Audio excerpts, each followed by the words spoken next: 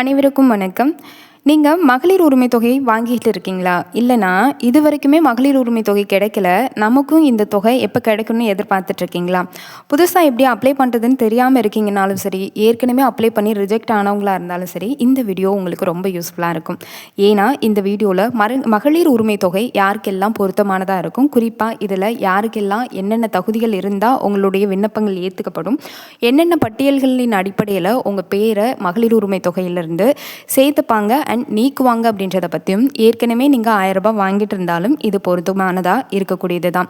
அது மட்டும் இல்லாமல் மகளிர் உரிமை தொகை உயர்த்தப்பட்ட தொகையாக இருக்கக்கூடிய 2500 யாருக்கெல்லாம் ரத்து செய்ய போகிறாங்க அப்படின்றதையும் இந்த வீடியோவில் டீட்டெயில் விளக்கமாக கொடுத்துருக்கேன்.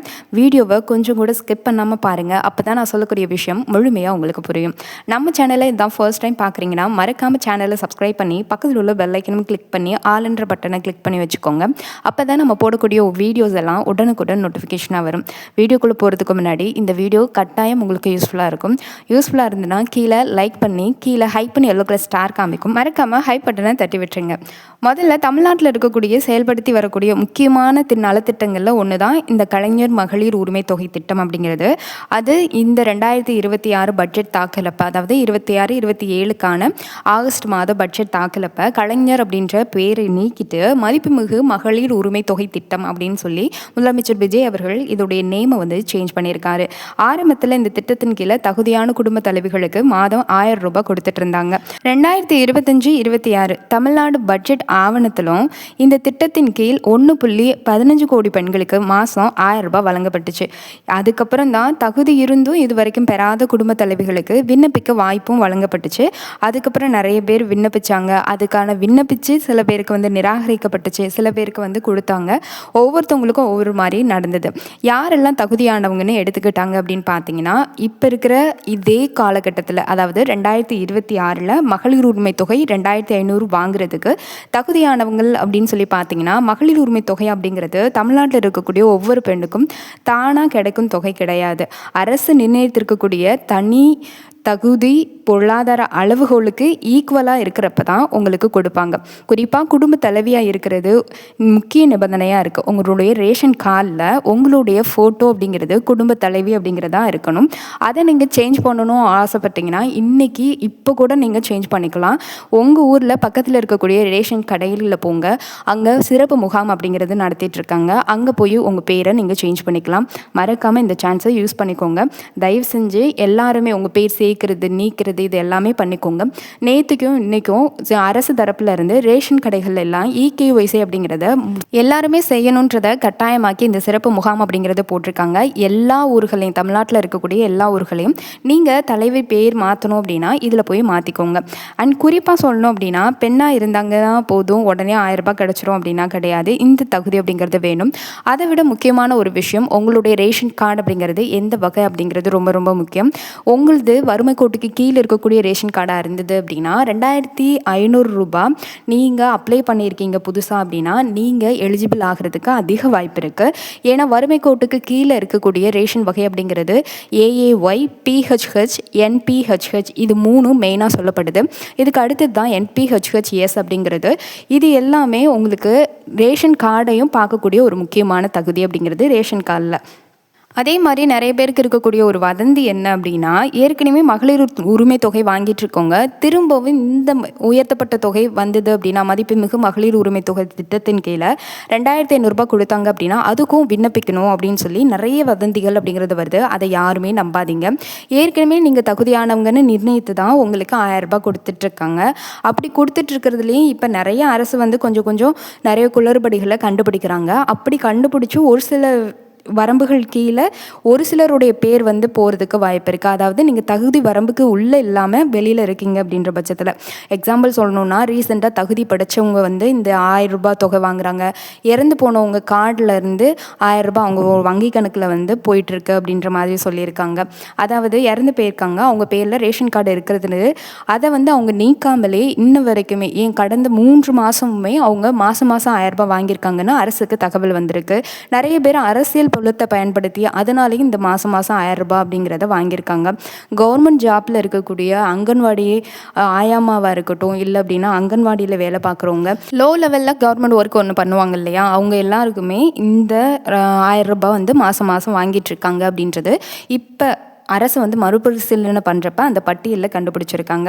அதனால அவங்களுக்கு தான் இந்த பேரெல்லாம் நீக்கிறதுக்கு வாய்ப்பு இருக்குன்னு சொல்லப்படுதே தவிர்த்து வாங்கிட்டு இருக்க எல்லாருக்குமே நீக்கப்பட்டுரும், நீங்கள் திரும்பி அப்ளை பண்ணணும் அப்படின்னா கிடையாது. யாரும் இது பற்றின வதந்திகளை எதையும் நீங்கள் நம்ப வேணாம். சரி, உங்களுக்கு கிடைக்கணும் அப்படின்னா உங்களுடைய சைடில் இருந்து என்னெல்லாம் சரியாக இருக்கணும் அப்படின்னு சொல்லி பார்த்தீங்கன்னா, அதாவது இந்த மகளிர் உரிமை தொகை வந்து 2500 ரூபா போட்டாங்கன்னா நீங்கள் என்ன மாதிரியான தகுதி வரம்புகளில் இருக்கணும் அப்படின்னு சொல்லி பார்த்தீங்கன்னா, வங்கி கணக்கு சரியாக வச்சுக்கோங்க, ஆதார் இணைப்பு சரியாக இருக்கான்னு பாருங்கள், குடும்ப அட்டையில் பேர் சரியாக இருக்கான்னு பாருங்கள்.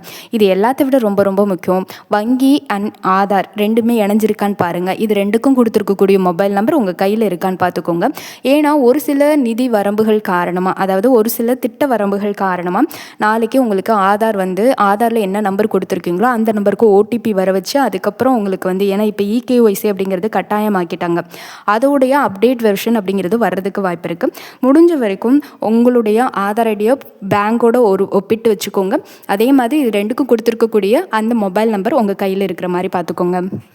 இந்த 2500 ரூபாய் யாருக்கெல்லாம் ரத்து அப்படிங்கிறத இன்னும் கொஞ்சம் நேரத்தில் பார்த்துடலாம். யாரும் டிஸ்டர்ப் ஆகாதீங்க, என்னடா வளவலன்னு பேசிகிட்டே இருக்கா, இதை பற்றி பேசலையே அப்படின்னு சொல்லி நினைக்காதீங்க. இருங்க, அடுத்தடுத்ததாக பார்க்கலாம். சில பேர் வந்து புதிதாக விண்ணப்பிக்கணும் அப்படின்னு சொல்லி நினைப்பீங்க, இன்னும் உங்களுக்கு விண்ணப்பிக்கிறதுக்கான வாய்ப்பு கூட இருந்திருக்காது. அதாவது புதிய அரசு பொறுப்பேற்றதுக்கப்புறம் நீங்கள் விண்ணப்பிக்கணும்னு ஆசைப்பட்றீங்கன்னா ஆன்லைன் மூலியமாகவே விண்ணப்பிச்சுக்கலாம். பக்கத்தில் இருக்கக்கூடிய இ-சேவை மையத்தில் போய் விண்ணப்பிங்க, இல்லை அப்படின்னா உங்களுடைய தாலுக்கா ஆஃபீஸில் போய் விண்ணப்பிங்க. இது எல்லாத்த விட இன்னைக்கு நடக்கக்கூடிய சிறப்பு முகாமில் போய் நீங்கள் விண்ணப்பிக்கலாம். நேற்றும் இன்றைக்கும் வந்து சிறப்பு முகாம் நடந்துட்டுருக்கு, உங்களுடைய ரேஷன் கடைகள்லேயே இருக்குது, அங்கே போய் கேட்டு தெரிஞ்சுக்கோங்க. நான் ஆல்ரெடி நம்ம சேனலில் இதை வந்து ஒரு வாரத்துக்கு முன்னாடியிலேருந்தே சொல்லிக்கிட்டே தான் இருக்கேன். இந்த 2 நாள் கேம்ப் நடக்குது, தயவு செஞ்சு இதை யூட்டிலைஸ் பண்ணிக்கோங்க அப்படின்னு. சேனலை மட்டும் ஃபாலோ பண்ணிக்கிட்டிங்கன்னா அப்பப்போ என்னென்ன நடக்குது அப்படிங்கிறது உங்களுக்கு அப்டேட் ஆகிடும். இப்போ நேராக நம்ம விஷயத்துக்கு வந்துடலாம். இந்த 2500 ரூபாய் யார் யாருக்கெல்லாம் ரத்து பண்ண போகிறாங்க அப்படின்னு சொல்லி பார்த்தீங்கன்னா, இப்போ தான் இந்த வீடியோடைய மெயின் அந்த பிக்சர்ஸ்க்கே நம்ம வர போகிறோம்.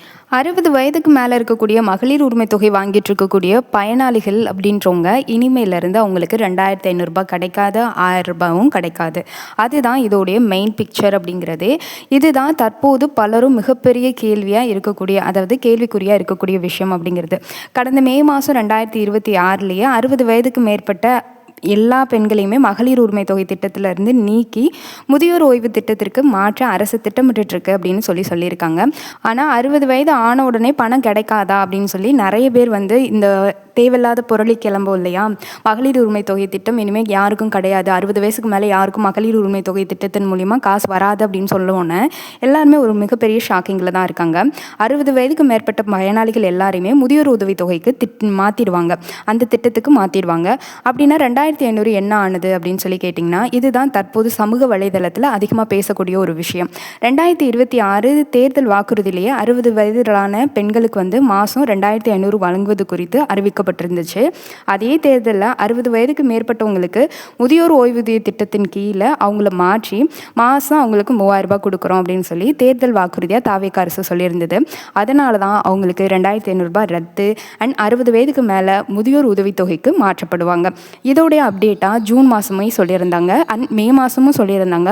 மகளிர் உரிமை தொகை திட்டம் அவங்களுக்கு இனிமேல் வராது, அதுக்கு பதிலாக முதியோர் உதவித்தொகை திட்டத்தின் கீழே சேர்த்து 1000 ரூபாய் முதியோர் உதவித்தொகை திட்டத்தில் கொடுத்துட்ருக்காங்க, அது 1500 கொடுக்கப்படும் அப்படின்னு சொல்லியிருக்காங்க. அதுதான் இப்போ முதல் நடவடிக்கையாகவும் இருந்துகிட்டு இருக்கு. 60 வயசுக்கு மேலே இருக்கிறவங்களுக்கு மாதம் 1500 ரூபாய் கொடுக்கணும் அப்படின்ற அந்த ஒரு நிதி கட்டம் அப்படிங்கிறது தான் இப்போ ஓடிட்டுருக்கு. இன்னும் அமலாக்கப்படலை, ஆனால் சொல்லியிருக்காங்க அதுக்கான ஆலோசனைகள் போயிட்டுருக்கு. இன்னும் ஒரு சில மாதங்களில் இது அமல்படுத்துறதுக்கு வாய்ப்பு இருக்குது. எப்போ உங்களுக்கு 3000 ரூபாய் வரும்னு கேட்டிங்கன்னா, 2500 ரூபாய்க்கு எப்போ உங்களுக்கு அரசாணை பிறப்பிக்கிறாங்களோ அப்போவே 3000 ரூபாய்க்கான அரசாணையும் பிறப்பிக்கப்படும். 60 வயசுக்கு மேலே இருக்கிறவங்களுடைய எல்லா பேரையுமே முதியோர் ஓய்வூதிய திட்டத்துக்கு மாற்றுறதுக்கான நடவடிக்கை விறுவிறுப்பாக நடந்துட்டுருக்கு. அந்த பயனாளிகளுக்கு அப்படின்னு பார்த்தீங்கன்னா, ஆரம்பத்தில் வந்து 1000 ரூபாயிலேருந்து 1500 உயர்த்தி கொடுப்பாங்க. அதுக்கப்புறம் பிற்கால கட்டத்தில் நான் சொன்ன மாதிரி எல்லாருக்குமே 2500 ரூபாய் எப்போ மகளிருக்கு கொடுக்குறாங்களோ அதே சமயத்தில் 3000 ரூபாய் முதியோர் உதவித்தொகை திட்டத்துக்கு கொடுப்பாங்க. என்னுடைய பணமும் முழுமையாக நிறுத்தப்பட்டு விட்டது அப்படின்னு சொல்லி யாரும் கவலைப்பட வேணாம். ஏற்கனவே முதியோர் உதவித்தொகை திட்டத்தின் கீழே 1000 ரூபாய் வாங்கிட்டு இருந்தாலும் உங்களுக்கு தொகை தான் தான் இன்க்ரீஸ் ஆகுமே தவிர்த்து உங்களுக்கு கிடைக்காம போகாது. 60 வயசுக்கு மேலே எல்லாருக்கும் மகளிர் உரிமை தொகை இல்லை, ரத்து செஞ்சுட்டாங்க அப்படின்னு சொல்லி யாரும் பயப்பட வேண்டாம். இதுதான் இன்னைக்குரிய நிதி நிலைமை அப்படிங்கிறது. நிறைய அமைச்சர்களும் ரீசெண்டாக நடந்த ஒரு பத்திரிகையில் தெரிவிச்சிருக்கிறாங்க. 1500 ரூபாய்க்கு மாற்றக்கூடிய அந்த நடவடிக்கை தீவிரமாக நடந்துட்டுருக்கு. அது இன்னும் ஒரு சில மாதங்களில் நடக்கிறதுக்கான பாசிபிலிட்டிஸ் இருக்குன்னு சொல்லியிருக்காங்க. அதனால் நீங்கள் வதந்திகளை நம்ப வேணாம். மகளிர் உரிமை தொகை திட்டத்தின் கீழே உங்களுக்கு மாதம் மாதம் காசு வரல அப்படின்னா கூட முதியோர் உதவி தொகை திட்டத்தின் கீழே உங்களுக்கு மாதம் மாதம் காசு வரும். அண்ட் இதுக்கு எல்லாருமே தகுதியானவங்களான்னு கேட்டிங்கன்னா உங்களுக்கு 60 வயசு பூர்த்தி செஞ்சுருந்தாலே போதும், நீங்கள் தகுதியானவங்க தான். 60 வயசு ஆயிடுச்சு அப்படின்னா இன்றைக்குரிய கேம்பில் போய் தயவு செஞ்சு முதியோர் சான்றுக்கான அங்கீகார சான்று அப்படிங்கிறது வாங்கிக்கோங்க. வீடு தேடி ரேஷன் பொருள் அப்படிங்கிறது தாய்மானவர் திட்டத்தின் கீழே வரும். இந்த வீடியோவில் இதுதான் தகவல் அப்படிங்கிறது. இது உங்களுக்கு பிடிச்சிருந்தா மறக்காமல் லைக் பண்ணி ஹைப் பண்ணி விடுங்க. இது மாதிரியான ரெகுலர் இன்ஃபர்மேஷனுக்கு சேனலை சப்ஸ்கிரைப் பண்ணிக்கோங்க. 60 வயசுக்கு மேலே இருக்கிறவங்களுக்கு தான் 2500 ரத்துனா, அப்போ நாங்கள் வாங்கிட்டு இருக்கவங்களுக்குனா ரத்து இல்லையா அப்படின்னு சொல்லி கேட்டிங்கன்னா அதுலேயும் ஒரு சிலருக்கு ரத்து இருக்குது. நான் ஏற்கனவே சொன்னேன் இல்லையா, ஒரே குடும்பத்தில் 2 பேர் வாங்கிட்டு இருக்கிறது, பணம் படைச்சவங்க வாங்கிட்டு இருக்கிறது, அதே மாதிரி காரு பங்களா இந்த மாதிரி வச்சுட்டு இருக்கவங்க வாங்கிட்டு இருக்கிறது, இறந்தவங்க பேரில் வாங்கிட்டு இருக்கிறது, இது எல்லாமே இது வரைக்கும் வாங்கிட்டு இருந்தீங்கன்னா 1000 ரூபாய் கூட உங்களுக்கு வராது. இத்துடன் இத்தகவல் முடிவடைகிறது. நன்றி, வணக்கம்.